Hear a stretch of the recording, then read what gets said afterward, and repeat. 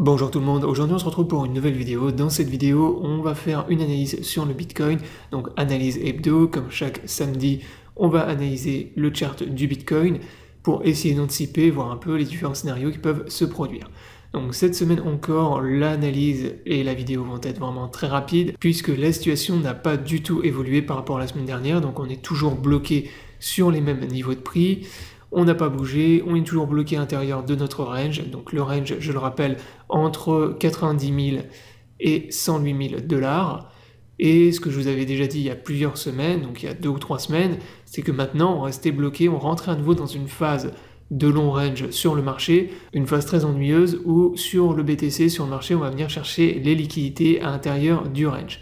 Donc c'est-à-dire qu'on va venir un coup liquider les longues, dès qu'il y aura trop de liquidation de longues à venir chercher, et inversement, dès qu'il y aura plus de liquidation de short à venir chercher, le marché il va remonter. Donc ça c'est la situation classique dans tous les ranges, c'est comme ça que fonctionne un range, un coup ça monte, un coup ça descend, pour venir chercher les liquidations. Donc pour valider le retour du bull market, il faut casser la résistance des 108 000 dollars, donc c'est cette résistance, ce niveau-là qui pour l'instant nous bloque, et nous empêche de repartir à nouveau dans un bull market. Et inversement, pour valider un retournement bear, il faut venir casser le support des 90 000, 91 000 dollars.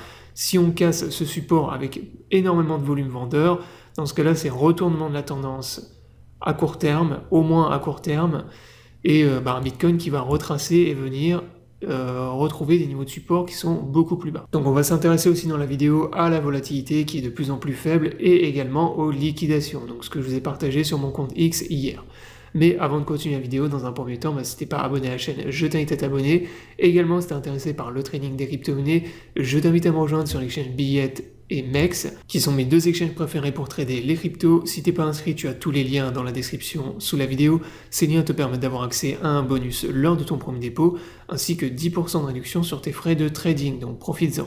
Maintenant, on va aller faire un tour sur mon compte X, donc également, si tu m'as pas follow sur X, je t'invite à le faire, je te partage pas mal de news, d'analyses autour du monde des crypto-monnaies, et c'est en avance par rapport à la chaîne YouTube. Alors, cette semaine, ça va être très rapide, puisque je t'ai partagé uniquement une AT, étant donné qu'il s'est absolument rien passé, que voilà, il y a très peu de volatilité, le Bitcoin a été complètement à plat. Alors il y a eu quand même un beau rebond sur les altcoins, donc les altcoins qui profitent un peu de ce range et de cette baisse de volatilité sur Bitcoin, donc ça c'est plutôt pas mal pour les gens qui sont dans les alts. Cependant faites attention parce que si on vient plus tard casser le range vers le bas, les altcoins vont bien évidemment se faire massacrer. Donc là hier je vous ai partagé une AT sur Bitcoin par rapport aux maps de liquidation, donc toujours intéressant de regarder les maps de liquidation, surtout quand on est bloqué à l'intérieur d'un range. Donc voir un peu de quel côté vous avez le plus de liquidation à venir chercher.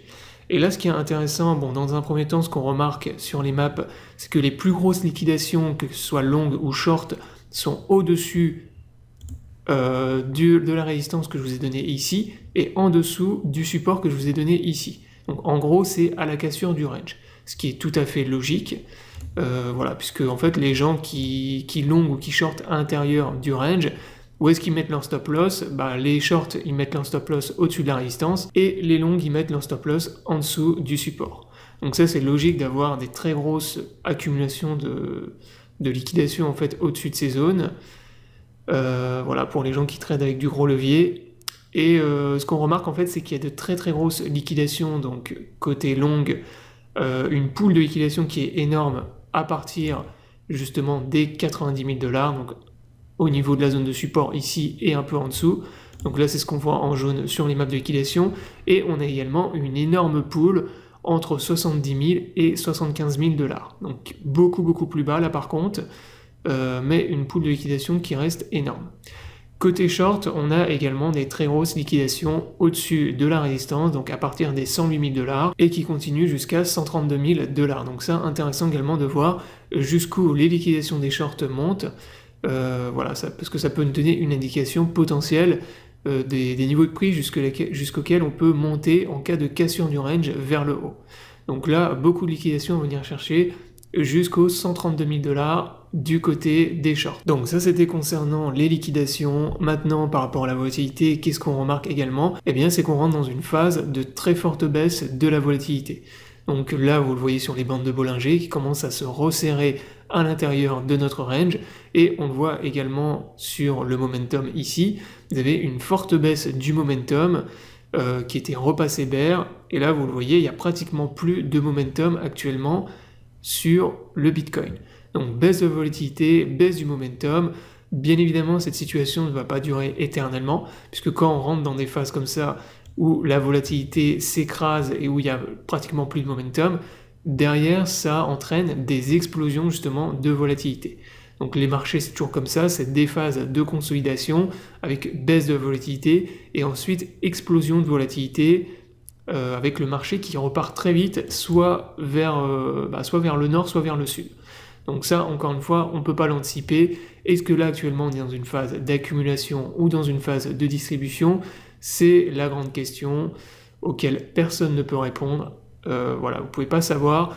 Pour être sûr, il faut attendre justement une cassure du range, et c'est la raison pour laquelle je vous dis voilà, de faire attention actuellement, parce qu'il n'est pas exclu qu'on ait une cassure du range vers le bas, et si c'est le cas, on aura un Bitcoin qui peut revenir sur des niveaux de prix beaucoup plus bas. Donc voilà, vous avez des niveaux de support, vous avez des gaps à venir combler qui sont énormes jusqu'à 78 000 $. Donc il y a un gap CME sur le BTC énorme à venir chercher aux alentours des 78 000. Et vous avez également le support ici aux alentours des 75 000 $. Donc là on rentre dans une phase du marché qui est ennuyeuse, donc où il n'y a rien de plus à dire. Donc là il faut attendre maintenant un retour de la volatilité. Donc j'espère que la vidéo vous aura plu, je vous invite à vous abonner à la chaîne pour ne pas rater les prochaines vidéos. Je vous souhaite à tous une bonne journée et à bientôt pour une prochaine vidéo.